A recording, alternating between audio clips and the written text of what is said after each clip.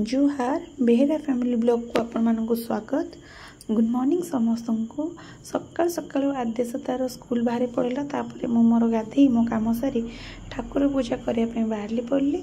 ठाकुर पूजा कर सारापर आम पाखे गोटे ग्रामदेवी मंदिर अच्छा। मो नणंद बंधु भितर कम सारीदेला। आम दिज सांग हो बाहरी पड़लु मंदिर। सेठारे मु पूजा सारिकी पाखे गोटे लक्ष्मी नारायण मंदिर को गली। सेठारे माँ राधाकृष्ण को दर्शन कली। तापर मु पुणी घर को जल्दी जल्दी जल्दी पलि आसिली।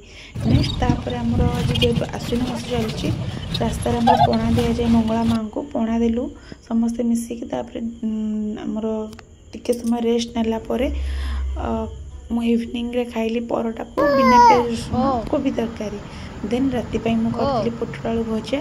एटी मो झील आदेशा समस्त कहूँ आम वीडियो को लाइक शेयर एंड सब्सक्राइब करने समस्त गुड नाइट शुभरात्रि। आम चैनल को समस्ते लाइक शेयर एंड सब्सक्राइब करंतु। धन्यवाद फॉर वाचिंग माय वीडियो।